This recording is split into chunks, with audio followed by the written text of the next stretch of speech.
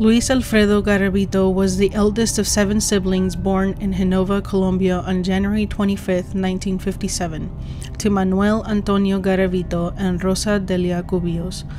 Luis Alfredo Garavito claimed his father was very strict, a drunk, macho, adulterous, and physically and emotionally abusive. He also claimed that his father would beat his mother even when she was pregnant with his siblings, and Luis would stand up to his father to defend her. Luis recalled a memory of when he was 6 or 7 where he was strapped to a tree and beaten with a tree branch for attempting to defend his mother, but despite him defending his mother, Luis claimed that she neglected him and showed him little to no affection. Due to the Colombian conflict of 1964, the family was forced to relocate to a different part of Colombia where he entered primary school. There he would only attend a few years of school and continued to endure abuse from his father, neighbors, and bullies at school who nicknamed him Squiggle due to his glasses, small frame, and timidness. School staff did nothing to stop the bullying, causing Luis a lot of distress as he more than likely felt there was no place for him. The situation at home was dire for Luis and his siblings. When their father would arrive home, they would all scurry and hide in order to avoid his wrath. Luis also claimed that his father had fondled him as he slept in the same bed as his father on one occasion.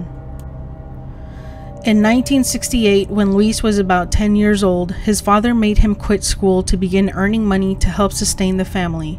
His father also denied him basic social skills such as having friends or even having a girlfriend.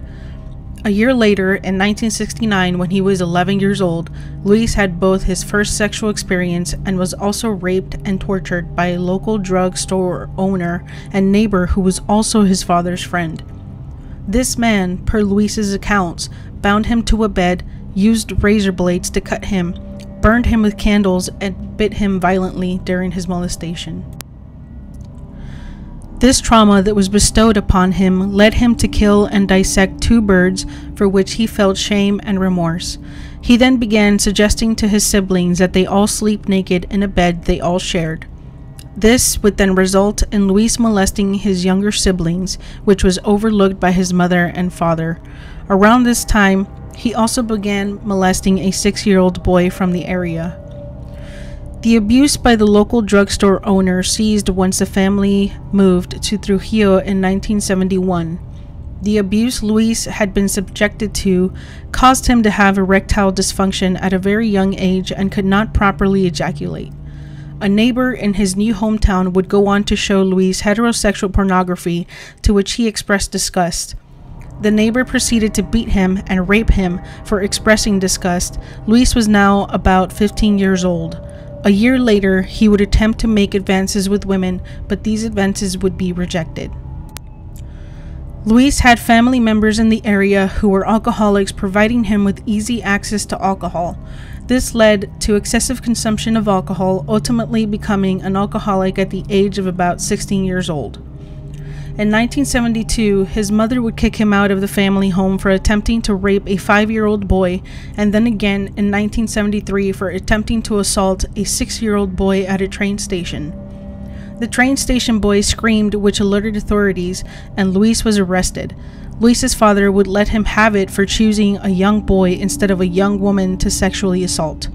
Luis and his father would often fight because of his homosexual behavior and would be kicked out of the family home for the last time for being perceived as a homosexual by his father. How insane is that? Being kicked out for homosexual behavior. Never mind the sadistic tendencies. Anyway, moving on. As a result of the trauma he experienced, Luis would be plagued with symptoms of psychosis, paranoia, and depression. During the 1970s and 80s, he would sexually molest children of both sexes, but as his symptoms spiraled, he began to exclude females and only assaulted males. He experienced a desire to start a family, but was unable due to his erectile dysfunction, which had begun at an early age. He attempted suicide in 1978 after being fired from his job at a bakery for provoking a fight with his coworkers. After this failed attempt, Luis would seek psychiatric help and was treated for his diagnosed depression, but not his undiagnosed psychosis. Luis obtained employment at a supermarket where he was given 2-hour lunch breaks on Thursdays and Sundays at noon. He began a relationship with a single mother in 1980, but his relationship would not survive due to her alleged spending habits. He would also satiate his sexual desires by binding and raping children during his 2-hour lunch breaks and would not engage in sexual intercourse with his girlfriend.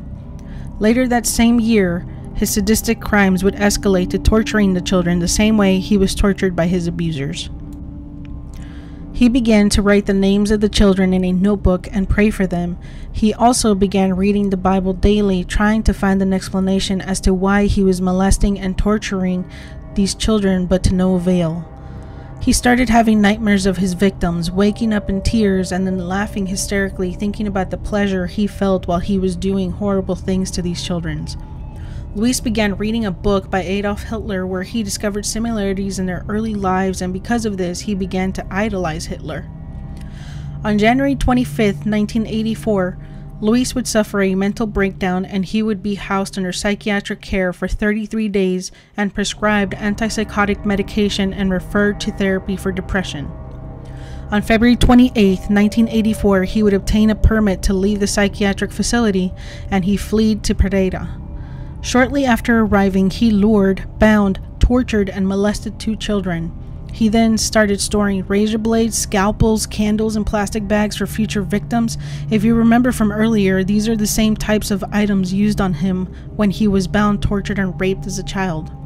By this time, he had already molested and tortured more than 100 children.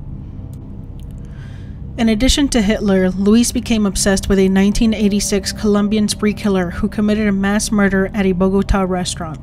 He began to fantasize about getting a machine gun and annihilating his family, beginning with his father, then committing suicide. He thought this was the ideal way to die for him.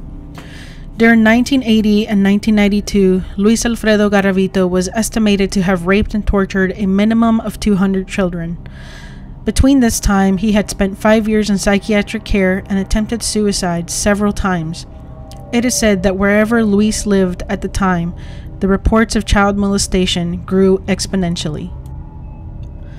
Luis reported that while using a Ouija board, the devil spoke to him. Luis said, "What do you want?" And the devil asked, "Would you like to serve me?" Luis responded, "Yes." And the devil responded with, "Kill, and many good things will come." Well, that's it for this week, my little sickos. Like and subscribe to hear more twisted stories with Murder and Spaghetti with Liza. If you want to hear part 2, come back next Saturday. Sweet dreams!